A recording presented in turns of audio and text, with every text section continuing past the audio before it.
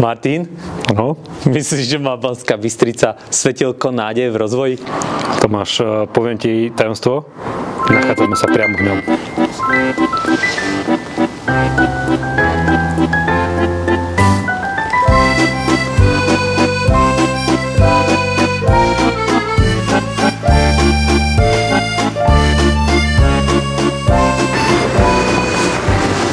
Príjemný dobrý deň, Banskobystričania. Sme na mieste, ktoré je dôležitým milníkom v histórii Banskej Bystrici. Kde to sme? Ahoj Tomáš, tak máš pravdu, že toto miesto má veľkú históriu a dá sa povedať, že zosobňuje identitu mesta. Medený Hámor.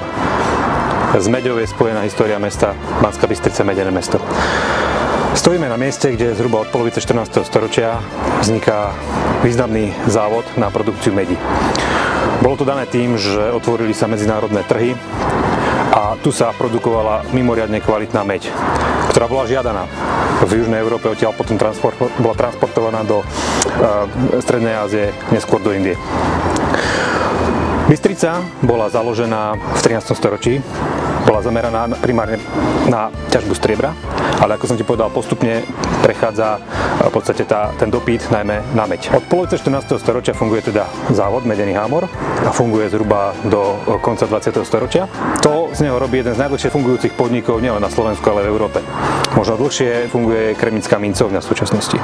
Takže z tohto dôvodu je ten priestor unikátny nielen zo slovenského hľadiska, ale aj z nejakého celoeurópskeho významu. Až svetového, dalo by sa povedať. Až. Koľko trvala tá výroba? 700 rokov. Tak to už je čo povedať. Martin, toto, čo mi hovoríš, je v histórii Slovenska absolútne unikum. Je to dôležité pre Banskú Bystricu. V 90. rokoch ešte vo vlastníctve štátu došlo k asanovaniu, k barbarskému búraniu niektorých vzácnych objektov tohto rozsiahleho komplexu. Hoci to bolo v pamiatkovej ochrane. Vlastne v pamiatkovej ochrane je to už koľko? 50 rokov. Možno aj viac. Prvé záznamy boli riadne dávne. Vlastne teraz z tohto objektu ostal len torzo. Z jeho 500-ročnej histórie tu čo ostalo? Tak keď sa na to pozrieš, Tomáš, vidíš, že v podstate tých nepôvodných prvkov je tu dosť. To opotrebenie počas výroby nastalo. To upadanie tých objektov nastalo najmä po ukončení výroby. Popri tom vznikli nepôvodné prvky počas 20. storočia. No a tým, že tie budovy chátrali, strácali akoby nejakú trhovú hodnotu na trhu s nehnuteľnosťami. To už sa bavíme po revolúcii. Áno, to už bavíme sa normálne v súčasnosti. Po roku 2000. Oni tie objekty strácali trhovú hodnotu ako samotné stavby, ale rastla cena nehnuteľnosti pozemku. To znamená, že reálne sa tu schylovalo k niečomu podobnému, ako sme mali v podstate v prípade starej stoličkovej továrne Slovenky, kde to v podstate všetko zbúrali a je tam teda pripravená nová výstavba. To isté v podstate hrozilo aj tomuto objektu, ale našťastie sa tak nestalo. Život tomuto miestu sa snažia prinavrátiť odborníci, rôzne združenia, nadšenci. Dlhé roky to tu chátra, je vizitka slovenského prístupu a bystrického prístupu, že tu toto dlhé roky slúžilo ako parkovisko bagrov, stavebného materiálu a tak ďalej a tak podobne. Čo s tým? Čo ďalej?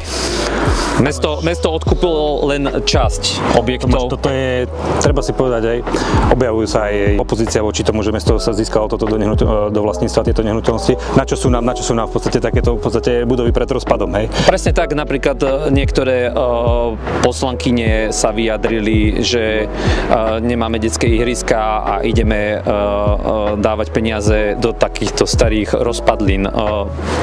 Na čo sú nám takéto rozpadliny? Ja ti poviem, Tomáš, to je principiálna otázka toto. Lebo my sa nachádzame na mieste, ktoré tvorilo identitu mesta. My stále sa bavíme o tom, že čo tvorí identitu mesta, čo sme Bystričania, kto sme, koho potomkovia sme. A práve toto je jeden z kľúčových momentov. To znamená, že Medený Hámor reprezentuje históriu mesta, jeho bohatstvo. To, čo teraz vidíš na námestí, tie renesančné krásne baráky, to je vlastne základom toho je tu. Tu v podstate, kde sa to tvorilo, kde sa tvorilo to bohatstvo mesta.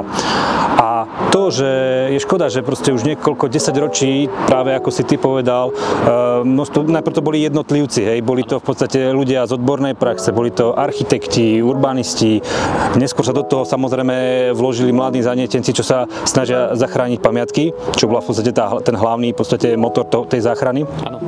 Ale mesto dlhodobo odmietalo vypočuť v podstate ten hlas. A presne to je dané tým, že nám chýba uvedomenie si identity mesta, spoločenskej identity mesta, že kto sme a kam kráčame. No a práve tu, v tomto mieste, je tá identita priamo cítiteľná. My teraz máme pripravuje sa nová expozícia banická turcovsko-fúgerskej spoločnosti v meste v Barbakane. V Permanovej väži. Tam v podstate je veľmi dobre spravená na profesionálnej úrovni. Ano.